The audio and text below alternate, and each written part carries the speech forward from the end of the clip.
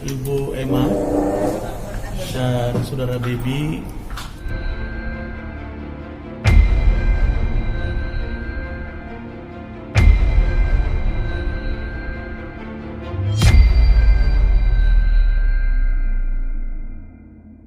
Bu Emma ini adalah orang tua dari saudara Vicky, saudara sudah tahu, dan kemudian Emma adalah adik kandungnya. Dalam diskusi kami tadi, insya Allah Ibu tadi menyerahkan dokumen-dokumen tambahan terhadap laporan kami kepada Angel Elga.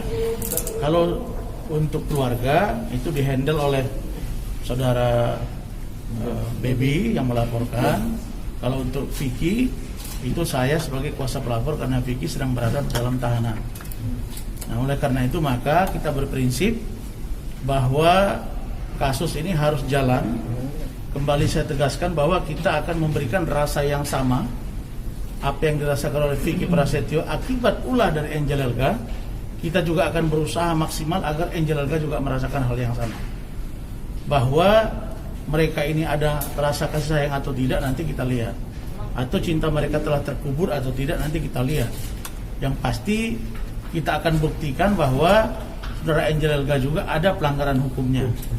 Saya tegaskan kembali, tadi ibu ini baru pulang dari Turki, bahwa beliau begitu melihat di video, di YouTube, di TV, beliau sangat simpati mendengar pernyataan saya dengan sahabat saya, Sunan Kalijaga.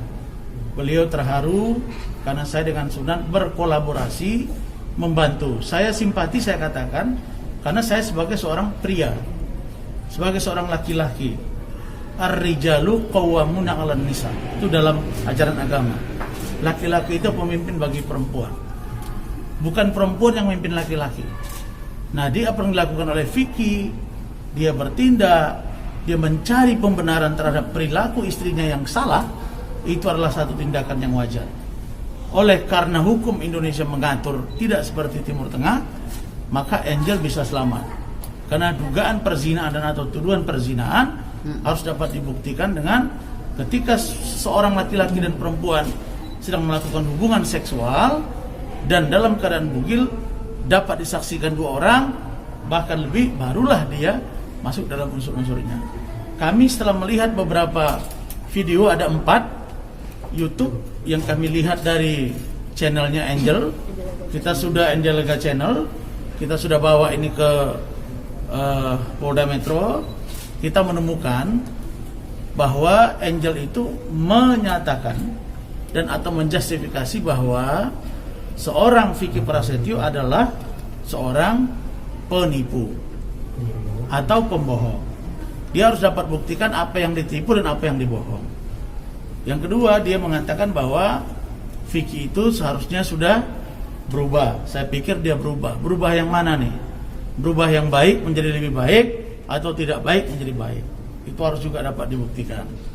Kemudian dia berbuat maksiat. Dia mengatakan Vicky berbuat maksiat. Maksiat apa? Itu konotasinya asusila, kejahatan seksual. Maksiat. Dengan siapa dia berbuat maksiat?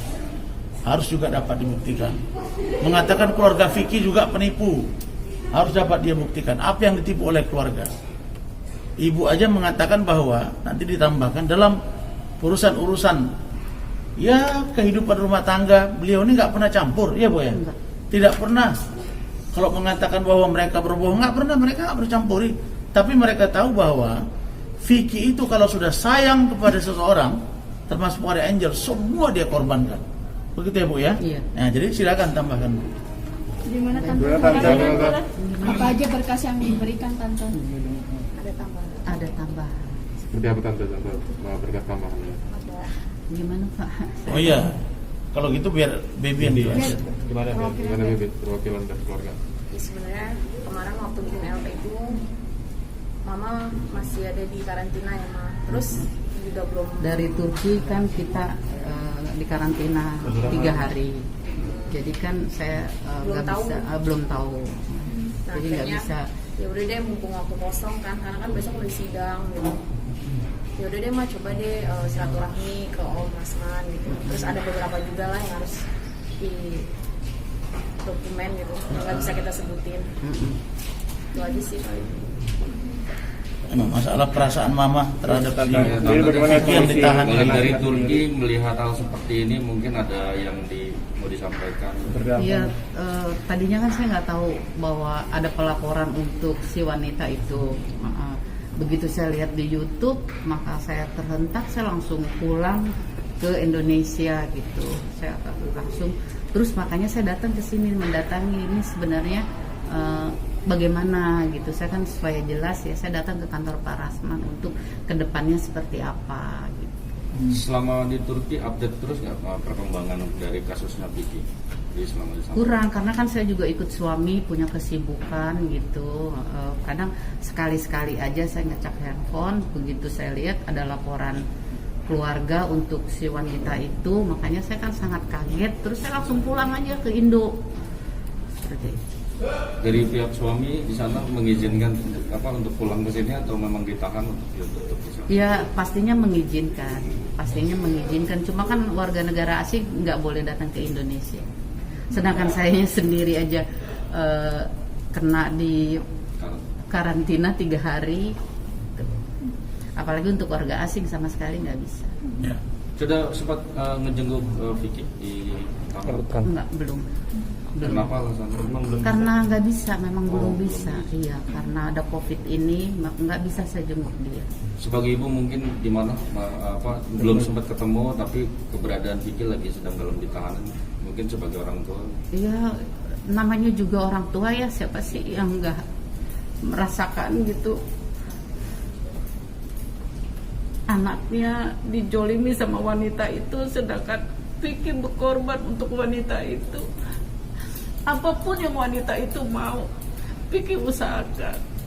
Mengenai pernikahannya, bagaimana dia di TV, bagaimana dia dicalonkan sama Vicky menjadi caleg gitu. Bagaimana kita sosialisasi, semua kita curahkan untuk wanita itu gitu. Tapi apa gitu sekarang yang diterima sama Vicky kok ini gitu, teganya dia seperti itu.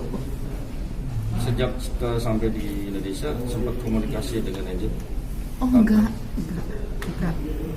Kita pada saat itu sebelum ada perceraian juga dia sudah merasa malu karena dia ada menuduh saya langsung yang saya tidak bisa katakan di sini. Saya bilang tolong dibuktikan itu, lantas ucapan itu tidak terbukti, dia merasa malu, saya diblok sama dia. Terus saya pernah bilang sama Vicky, kalau kalian mau meneruskan pernikahan sama wanita itu, silakan saja. Mama menarik diri, cuma bisa mengawasi pernikahan kalian. Terus kata Vicky, nggak bisa begitu dong Ma. Habis saya bilang saya udah nggak kuat lagi sama wanita itu. Fitnahannya, tuduhannya, saya bilang, Mama cukup mendoakan kalian aja, baik-baiklah kalian. Nah, terus di situ Angel merasa malu.